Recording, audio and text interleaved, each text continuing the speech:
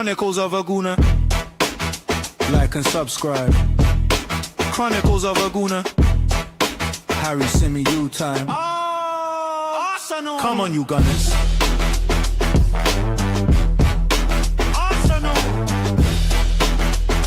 Chronicles of a Gooner.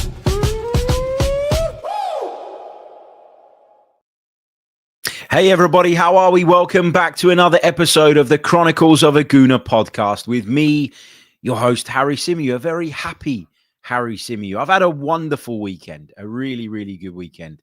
I've met lots of our amazing listeners at the Emirates Stadium on Sunday. Sunday? Yeah, Sunday. I had to think about that for a second. I've covered 3 games across the weekend. A lot of people will be footballed out, but I'm not. I'm really, really happy and really pleased with the way the weekend's gone for obvious reasons. So yeah, we're going to break down the victory over Crystal Palace. Was it the biggest win of the season so far? Mikel Arteta certainly seemed to think so in the immediate aftermath of the game. Do we agree with that? We'll get into that conversation. We're also going to talk about the performance in detail. We're also going to talk about Eberechi Eze, Gabriel, players that obviously had a massive influence in the game and its outcome yesterday. So really, really looking forward to getting into that. We'll obviously cover the downside, which is that we had multiple players have to leave the field with injuries. And although we've talked so much this season about our depth, there does come a point where the injuries start to become an issue. And I feel like we might be very, very close to that point. Now, I'm not saying that, we should get the violins out or that people should cry for us, because ultimately we're in a much better position to cope with that type of thing than most other clubs. But I do feel like the volume of injuries that we have at the moment, if those guys that missed or that had to come off yesterday are sidelined for any period of time, it is going to impact us. And again, I'm not making excuses for Arsenal, so please don't take it that way. But I am a little bit worried and a little bit concerned by what I saw yesterday on the injury front. We'll also discuss the kind of overall display and whether or not it was good enough. I put out a tweet at halftime where I said that for 39 minutes, which was up until the point that Eberechi Eze opened the scoring, Arsenal were poor. And sort of after I posted it, about half an hour later, as I was sort of on commentary and talking a lot about all the good things that Crystal Palace were doing in terms of how they were nullifying us and how they were causing us problems, I started to think, am I being a little bit harsh on Arsenal here? Have I been a little bit harsh? Upon reflection, maybe, but we'll get into all of that as well. And of course, we'll finish off by doing a nice comprehensive review of the Premier League table, because it's looking pretty good at the moment. 1-0 to the Arsenal, the famous old 1-0 to the Arsenal. And do you know what was great about it? The legendary George Graham was there to see it. He was in the stands, looking good. Good to see George Graham at a game. He's 80 years old now. That makes me feel really, really old. I looked it up yesterday because I saw the images of him and I thought, man, George Graham still going, still at the games, all the rest of it. And I thought, how old must he be now? 80 years old. And touch wood, he goes on for a lot longer, because he's an Arsenal legend and we all love to see it. And great to see him at the place, which is amazing, because I always feel like it's really important that you keep legends and sort of historical figures around your football club. I'm not saying that you give them all a voice and that you give them all autonomy to make decisions or anything like that, but to keep them close, I think is really, really important. Turned out to be a fantastic weekend results-wise, even if our game, as I say, wasn't the most entertaining fixture. But I suppose against these lot, that was kind of always going to be the case. It was always going to be this way. We talked about it in the preview show. We talked about how Oliver Glasner's system is, in my opinion, geared for games like the one that they faced yesterday, games where they probably aren't going to have a lot of the ball, games where they're probably going to have to defend quite a bit in a low block. But that system, it also, because of the athleticism of some of the players that they have within it, most notably for me, Daniel Munoz, who we talked about again in the preview show quite a bit, it gives them that ability to spring counterattacks. It gives them that ability to break out of that shape and turn defense into attack very, very quickly. So Oliver Glasner, for me, is one of the best coaches in the land. He's one of the best coaches in Europe. Crystal Palace are very, very lucky to have him. But I guess my point is that if you know anything about Oliver Glasner and you've followed his career and you've followed his teams very, very closely, you wouldn't have expected Arsenal to come out and blow Crystal Palace away. You would have expected a far more difficult game. You would have expected something of a chess match. And I felt like this was what that was. This was what that was. Palace were able to frustrate us for large periods. I spoke to Oliver Glasner after the game. And when I asked him about his system and if it's almost the perfect system, really, to deal with a team like Arsenal, to cause a team like Arsenal problems, he talked about some of the more specifics. It was a really good in-depth answer. You can hear it on BBC Radio London. He basically talked about the fact that it wasn't just the system. Obviously, the system helps. And he feels like that system gives them the best chance across different types of matches and different types of games.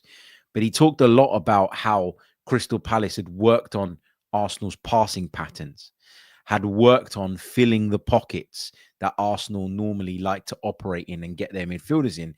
But he also talked about how difficult it is to do that against a team like Arsenal because they are so flexible.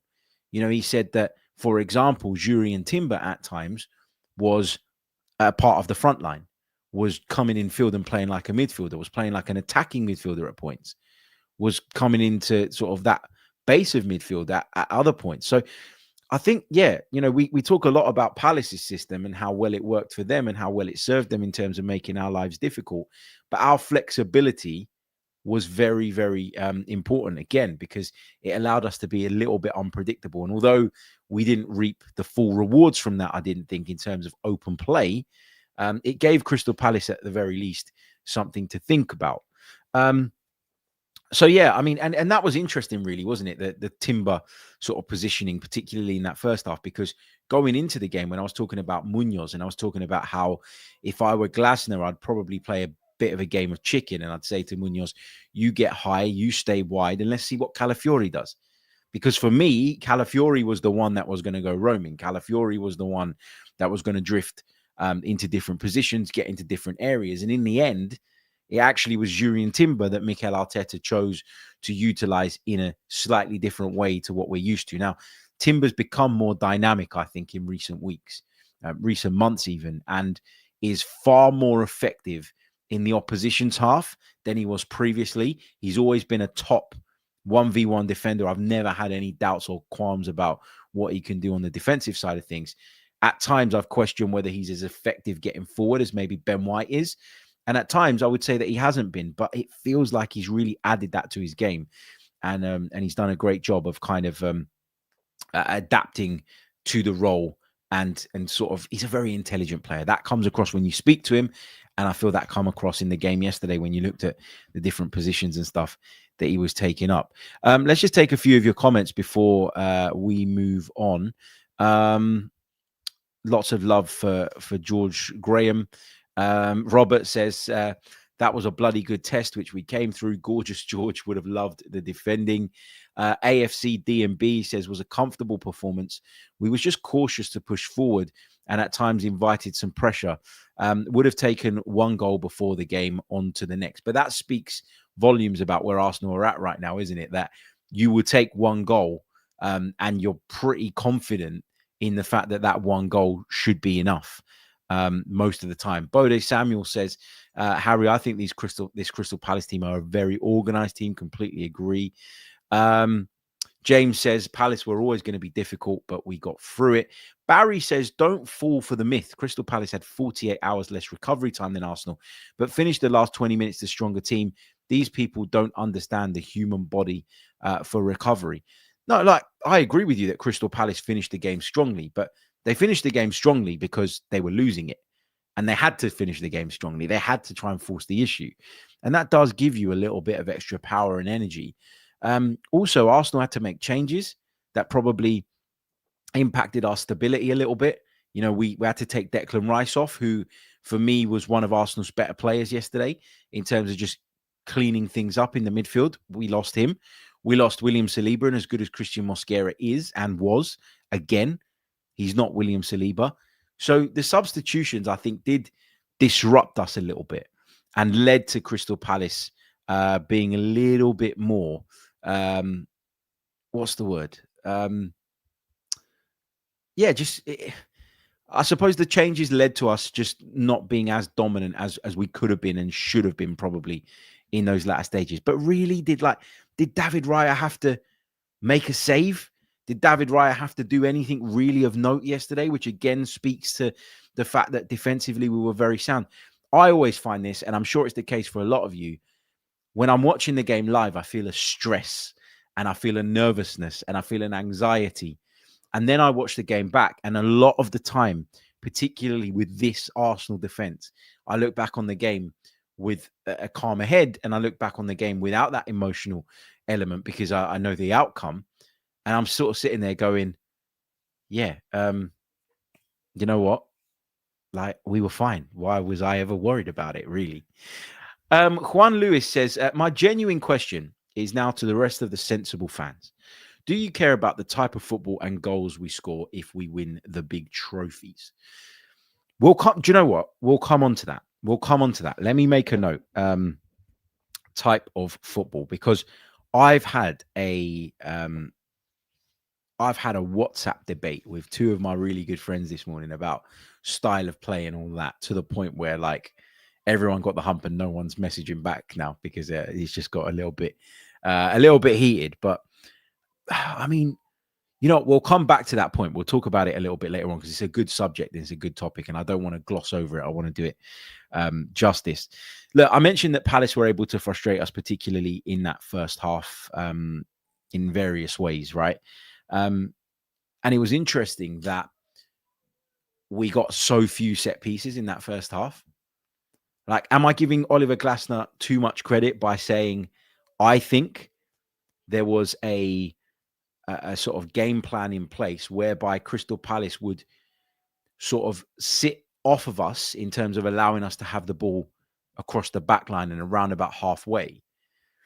And although they sat with a kind of deep block for a lot of the time, there was a sort of trigger point in terms of where we were at with the ball, where they would step out and try and be a little bit more aggressive. And at times it would turn into a mid block. And the reason that for me it turned into a mid block and that they would step up and just be slightly more aggressive when we got into the middle third of the pitch was not because they thought that was necessarily, in line with what they like to do normally in a game like this, but it was more because they wanted to keep us away from the byline, because they didn't want to concede corners. They didn't want to. First half, Arsenal had 0 corners, 0 corner kicks. We had 2 free kicks and we scored from one of them, which just screams Arsenal set piece efficiency to me. But Crystal Palace had sort of gone out of their way, in my opinion, to try and reduce the number of corners that they were going to concede. And they ended up conceding 0 in that first half. So they obviously done a very, very good job of that. And then the goal comes about. And as I said, I sort of posted out saying up until 39 minutes, I thought we were poor. You got to give Crystal Palace their flowers and their credit. But I still think there were things that Arsenal could have done better. I still think we could have moved the ball with a little bit more tempo and a little bit more zip.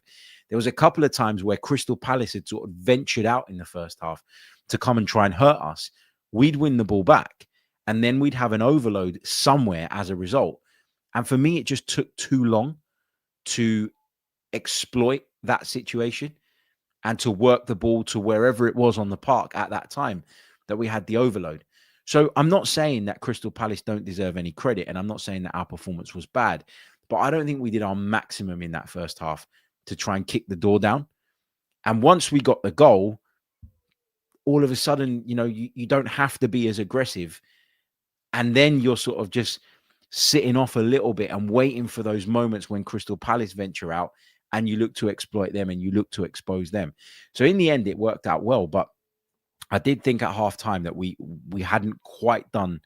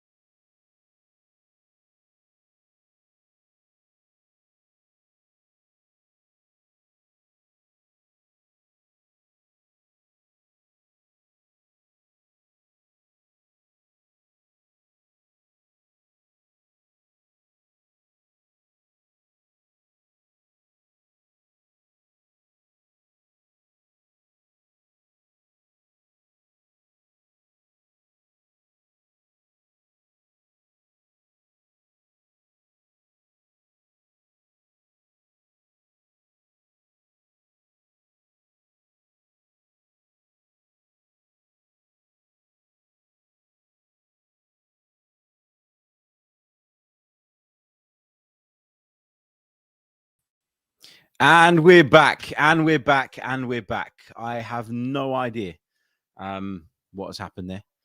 I have no idea. I am so sorry. My internet issue was resolved, I was told, a couple of weeks ago. And we went a couple of weeks without there being any problems. But here we are again in the middle of the stream, losing connection and losing viewers as a result, which is incredibly annoying. But I understand why you wouldn't want to sit and stare at a blank screen watching nothing. So thank you to those that stuck with us. We are back. We are live again. Audio listeners won't have a clue what we're talking about because I'm going to cut it out, of course, and I will timestamp it in the main show so that people can skip through it. But as I say, we had this massive problem with Virgin Media a few weeks ago in my area. They told us that that it was fixed and it was all resolved. For 2 weeks, touch wood, my internet's been as good as it's ever been. But of course, as we're live, this is what happens. Anyway, do you know what? Pop a like on the video to help me get it out to more people as a result of the people that we lost while we were with internet issues. But yeah, thank you so much. Look, I'm trying to remember where exactly I was in the conversation. We were talking about the goal. That's where we're at. The goal. So when the door eventually came down on 39 minutes, you know, there was a sense of relief I felt inside the stadium, and that's certainly how I felt, because up until that point, I couldn't see how we were going to score. Now, I wasn't in a panic mode, because I think what we've seen over the last few months with this Arsenal team is that even when we're not playing brilliantly, even when we're not playing amazing, we find a way. Now, some people will complain about the way we do it. There's been a lot made of our sort of reliance, if you like, on set pieces. But I haven't got a problem, because a goal is a goal. And I thought Mikel Arteta did a good job in the press conference on Friday of sort of saying to people, I don't see football like that. I don't look at it and go, goal from open play versus goal from set piece. A goal is a goal. Football is football. It's all one game. It's all connected. And so let's not really kind of worry about that or make too much of it. So set piece, it was only the second free kick. We had 2 free kicks in that first half. Declan Rice whips it in. Now, I'm not sure if Big Gabby's the guy that gets the touch on the ball when it comes back into the area where it drops nicely for Eze. But he's definitely involved in the mix. Like, does he get the final touch, or does the Palace defender? I've watched it a few times. I'm finding it quite difficult. Maybe I need to get back to Specsavers, but I'm finding it quite difficult to establish who exactly made the final contact. But either way, he's in the mix. He's involved. And we talk about sort of our power and our sort of strength from set pieces. And that was it again. And second balls are still a part of the set piece. And second balls are very, very important. And so we win the first ball. And when the second ball drops, I mean, Eberechi Eze, that finish is just outstanding. Outstanding. To run onto it the way he does, to scissor kick it the way he does, to recognize that the ball is quite high, which makes the technique an awkward one, and to realize that he can ground himself and ensure that he keeps the effort down by producing a scissor kick is really intelligent play. So he's intelligent because he's made the right decision. The technical brilliance to execute it is there as well. And Eberechi Eze produces a massive moment. Like, you can say what you want about his overall performance, and we'll get into that in a second. But I really do think there's value in having players that just produce moments. And sometimes during games, they're going to go missing a little bit. And sometimes during games, you're not going to get everything that you want out of them. But I think with Eberechi Eze, like, we're having to adjust our mindsets.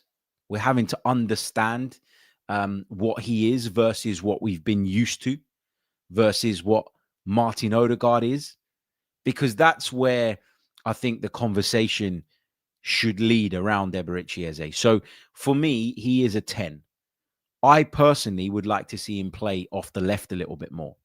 I think him occupying and working in some of the spaces that, for example, Leandro Trossard was in yesterday, I think that works a little bit better.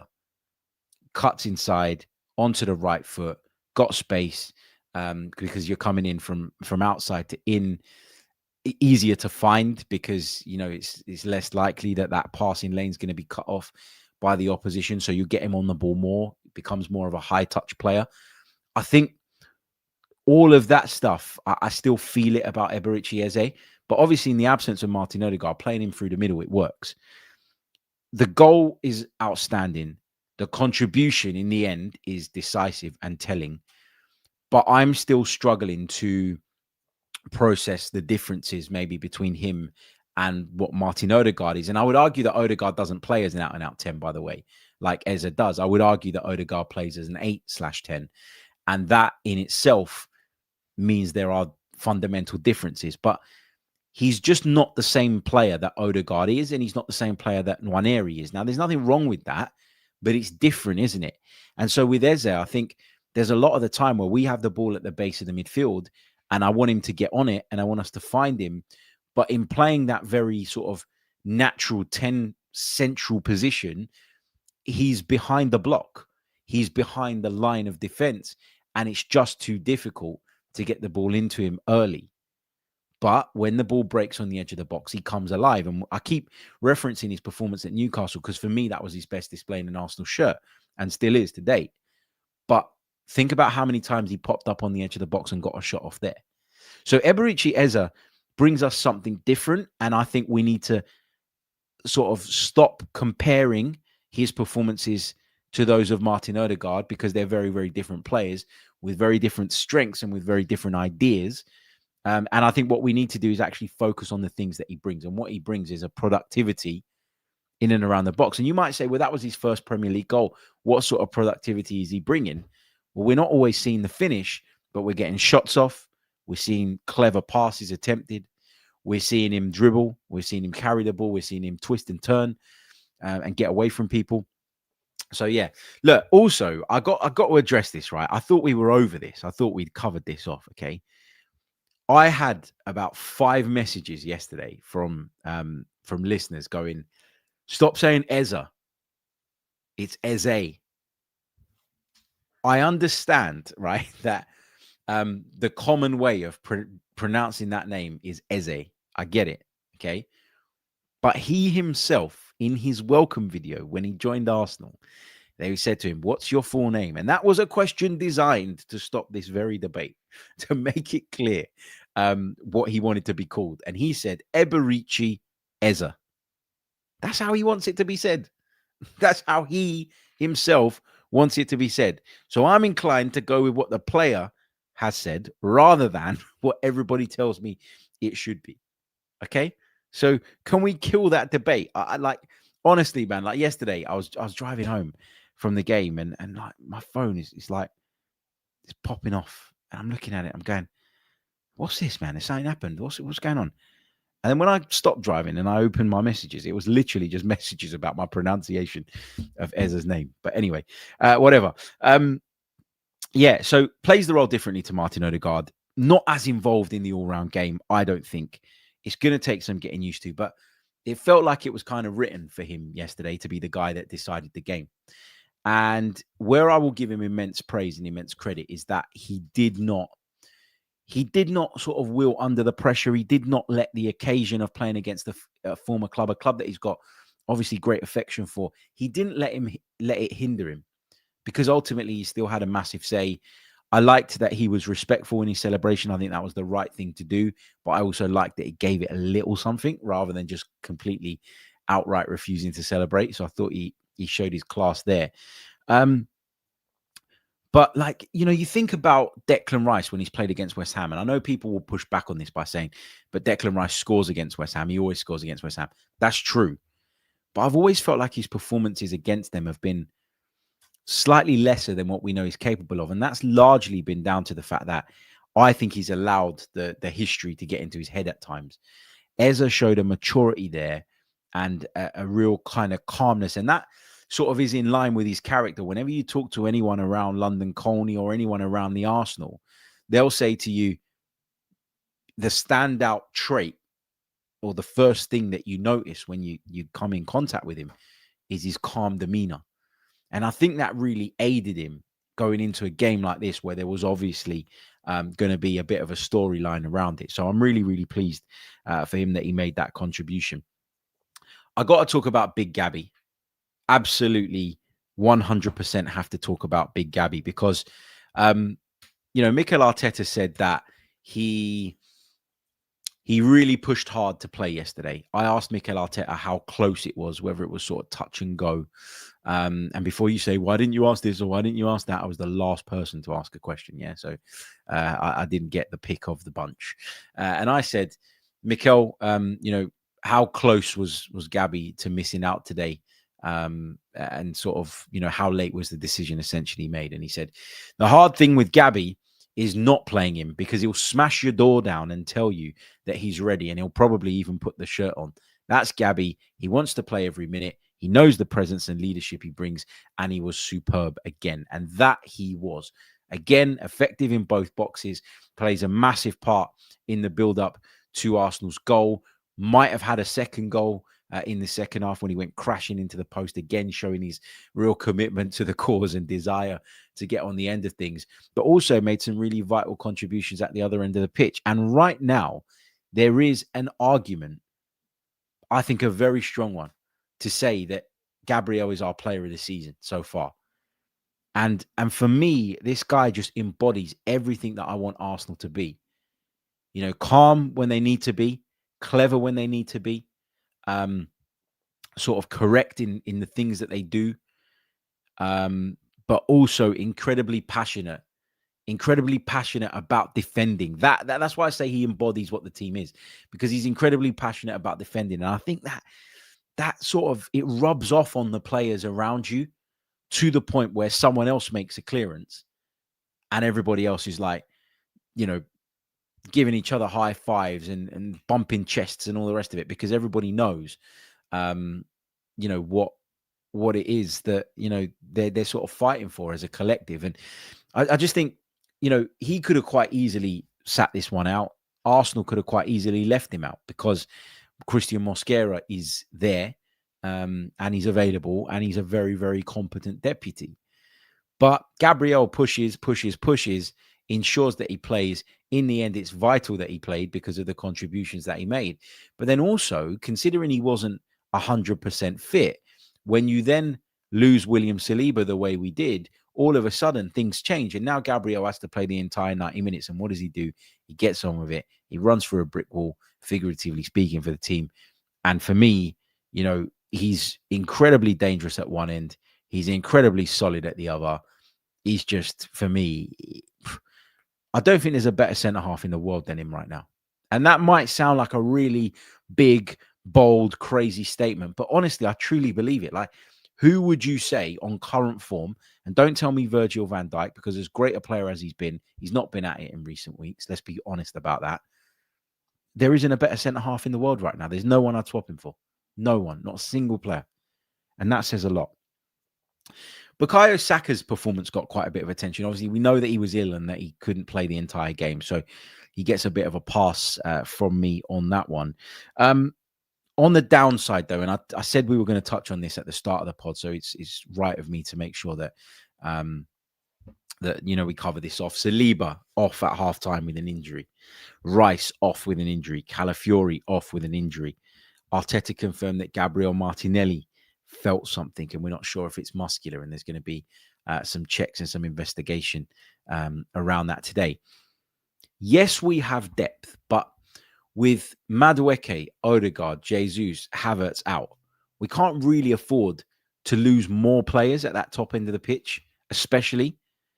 And even defensively, like, you could argue that, well, Ben White can come in and play at centre-back, or that Jurien Timber can play there and Ben White can go to right-back, or that Christian Mosquera can play there and it's absolutely fine, and that Piero Hincapié could play on the left if Calafiori's out. I know that they're all very, very good players and they're very competent players, and if they weren't, we wouldn't be bleating on about our squad depth all the time. But there's a lot of uncertainty there for me still if you bring those players in now, because Nkapie's barely played for Arsenal. What I will say about Nkapie, by the way, watching him sort of get ready on the touchline as he was about to be introduced, this was a guy that was raring to go, man. Like, he was super hyped up, and obviously came on and he did all right at left back. He wasn't massively tested, but he did all right. And then obviously Lewis Skelly came on and it became a back five and things changed a little bit and he was a little bit more protected and he didn't need to be as aggressive in his positioning or anything. But yeah, White's fitness is still a doubt. Where's he at right now? I don't think we know really. Nkapie still settling in, still learning, still finding his feet at Arsenal. So I'm not saying that they're bad players. And as I said right at the top of the show, I'm not making excuses because we are far better equipped to deal with this type of scenario than anybody else in the division. And that is really our strength this season. But to pretend that this volume of injuries is not going to have any impact whatsoever, I think is naive. So, you got to understand the potential impact of some of these problems. The hope is that none of them are serious. And, a lot of people are looking at it and going, yeah, but, we don't play till next weekend at Burnley in the league, Brighton in the cup. I mean, is it kind of that important? For me, it's massively important. For me, it is hugely important. And because if we beat Brighton, all of a sudden, I think we're in the last 8 of the competition. And you're looking at that and you're going, well, that's a trophy we could potentially win. And for a manager who's under so much pressure to deliver silverware this season, and I know that not everyone will be satisfied with just the Carabao Cup, and it should be that we're aiming for the very top, and we're aiming for Premier Leagues and Champions Leagues, and I completely agree with that, by the way. The Carabao Cup is a bit of silverware. We should take it seriously. We have the squad depth to take it seriously. So there's no excuse for me if we get eliminated from that competition on Wednesday. I'll be devastated. Not because it's my priority or because it's my number one, but my view is you build this squad to compete on multiple fronts. You don't build this squad and then still find yourself in a position where you are sort of turning your nose up at competitions, or that's probably the wrong phrase, where you're having to prioritize to the level where you end up sort of losing on your own patch. Now, Brighton will be a difficult opponent, Like, make no mistake about that. And what a nice boost it would be if Arsenal February, March time win the Carabao Cup and then get to kind of continue pushing for the league and the Champions League and all the rest of it. So for me, it's really, really important. But the volume of injuries right now is a concern. And I wouldn't go as weak in my selection as I think a lot of people probably would for the game against Brighton. And we'll talk about that as the game gets closer, obviously on another pod. Look, just on the overall performance and with regards to the kind of style of play, because I know a lot of people are keen for us to discuss that. And there's been a lot of comments around that. I mean, listen, I've seen the overall performance questioned. Am I worried about it right now? No, not really, because A, we got the result, but B, I thought we were very, very good against Atletico Madrid. I thought we've been, I think we've been pretty good in some of our recent fixtures elsewhere. So I know that we've got those really good performances in us. What I also know, though, is that when teams stifle us, and that will happen because people have top analysts and they figure things out, and we're up against great players and excellent coaches, I think we need to have a plan B. And what we have at Arsenal is a very, very good plan B. People seem to mistake our plan B for plan A, but it's not. It is plan B. Set pieces, trying to win via those sort of very marginal gains. That's plan B. That's not what our go-to is. It's not what we look for when we go into a game. It's not what we hope for. But if we can lean on it and it gets us out of trouble and gets us out of a hole, let's do it. Right? It's like... this is a really, really shit analogy, right? But I was playing Mario Kart with my son this morning. Yes, it's half term. They're all home. It's crazy here. I was playing Mario Kart. It's like playing Mario Kart, right? For those of you that have played it, and you're racing around the track and you're trying to get in front of your opponent and all the rest of it. And you get one of those speed boost things where you press the button and it gives you a real boost and you don't use it. Why would you not use it? Why would Arsenal not use set pieces to try and enhance their chances of winning football matches? So the thing about style and all the rest of it, I appreciate that people have a preferred style. I do too.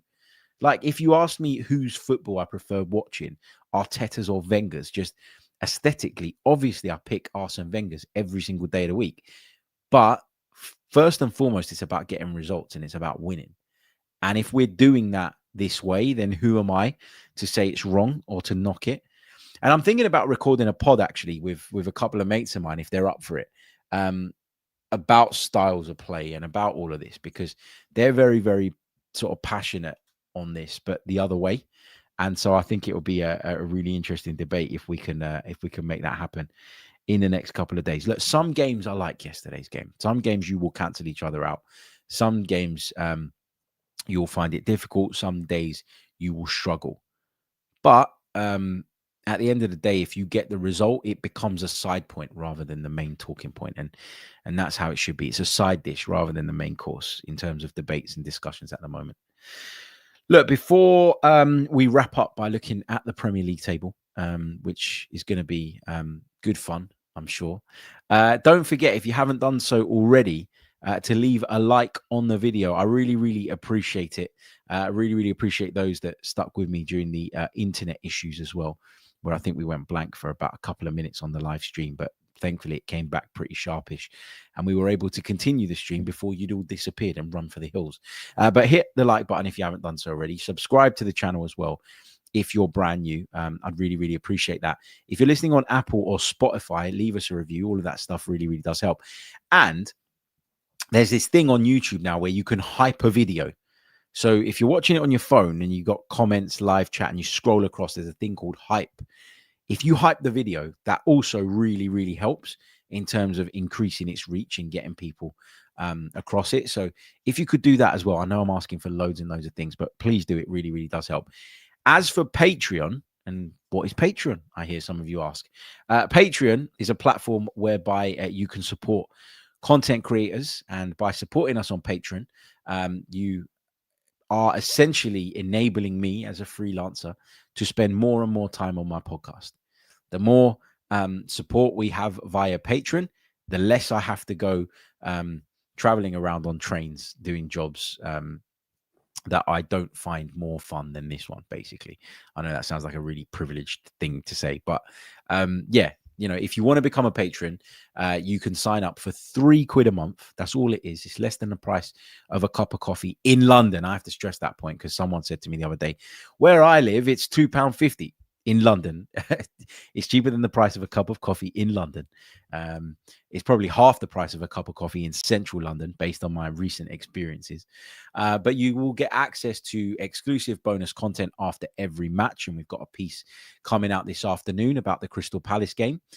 You also get access to every single episode that we do completely ad-free, which I know is a big deal to a lot of people.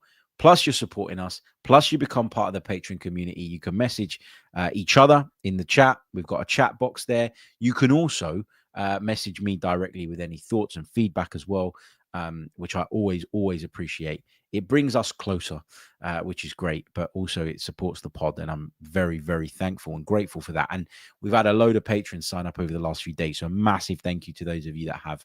I will get round to messaging you all individually. I do like to do that because it really does mean the world to me. Okay, let's move on, shall we, to looking at that Premier League table. Oh, it looks good, don't it? It really does look good. Hold on, where's the screen share thing that I want to do? That's the one. There we go. Share screen. There we go. That's the page, the landing page for the Arsenal game yesterday. Look at that Premier League table. She is a beaut, isn't she? Arsenal, top of the pile now. Let me just widen this a little bit so you can see the points as well. 22 points from 9 games on the board. 1-7, drawn 1, lost 1. 16 goals. So we're not quite averaging 2 goals a game, which, I mean, it's not great, is it? Like, you'd want in an ideal world Arsenal to be scoring more goals than they are currently. But you look at that against column. I mean, I would say that Sunderland, Man City, Tottenham have shown great defensive nous this season so far. Even Newcastle, they've only conceded 8 goals. Villa, 8 goals. Palace have conceded 9. But Arsenal have conceded just 3. 3 goals against us in 9 Premier League games. And by the way, the only shot on target that we conceded yesterday, I can't remember it.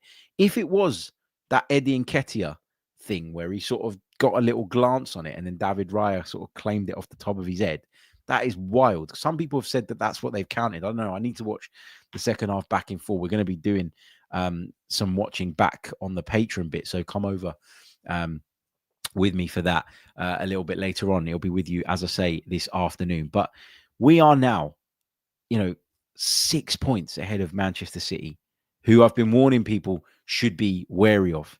We are 7 points ahead of Liverpool, who are down in 7th at the moment, having lost 4 of their 9 Premier League games so far. AFC Bournemouth are only 4 points behind us, but does anyone, with all due respect to Bournemouth, expect them to go the distance? I don't. Tottenham are only 5 points behind us.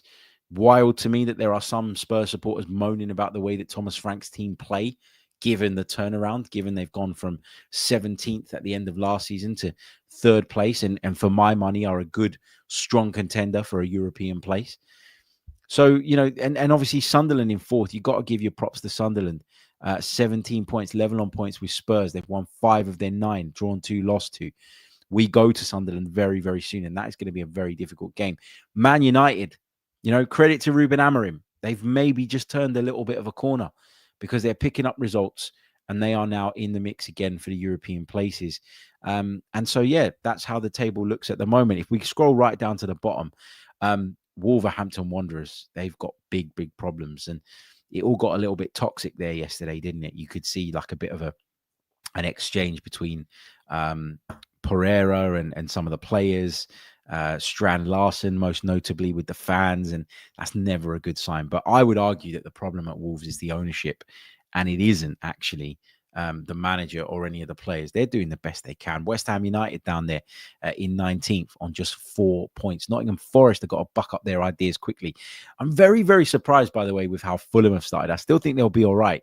But to be down there 17th on just 8 points after 9 games, very, very disappointing from Marco Silva's side. I rate him very, very highly, and I think he'll get it right. But that's got to have set some alarm bells ringing over in West London. Anyway, we're going to wrap it up. We're going to do questions a little bit later on. We'll do a question special because I've got a bit of work that I need to hop onto very, very shortly. So I am running out of time, and obviously the internet thing didn't bloody help with all that. But we will return with some Q&A stuff a little bit later on. So I'll tell you what, if you've got any questions, if you've got any thoughts, leave them in the comment section rather than the live chat so that I can come back to them after we finish the live stream, and we can pick up on some of those, and we'll take some a little bit later on in a Q&A session that we will do. Remember, patrons, there's a piece coming your way by this afternoon, so keep your eyes peeled for that. Also, we did something new on the audio side yesterday. So we called it Match Day Musings. I had a little bit of a chat about how I was feeling ahead of the Crystal Palace game. And that was out on audio only. So that was out only for Apple, Spotify, and other podcast platforms. It wasn't on YouTube. I'm not always going to get to do them and the instant reaction, just depending on traveling and all the rest of it. On both platforms, they'll always be on audio because audio is much easier for me to do. So if you are a YouTube subscriber, obviously I'm super grateful and I want you to stay here and watch the videos and comment on the videos here. But make sure you're subscribed on the audio platforms as well, and that way you won't miss any content. So if you could do that, I'd be super, super grateful. Right, I'm going to see you all later. Arsenal 1, Crystal Palace 0. The biggest win of the season? Not quite for me. I still think Newcastle tops it in terms of the momentum that then created. But when you consider the results elsewhere at the weekend, there is an argument, I suppose, that this was the most significant of the bunch. Gabriel outstanding. Eze having the decisive impact. Was the performance great? No, it wasn't. But do we really care? We'll be back very, very soon with more. Until the next time, take care of yourselves, and I'll see you all soon. Goodbye. Chronicles of a Gooner. Like and subscribe. Chronicles of a Gooner. Harry Symeou time. Come on, you Gunners.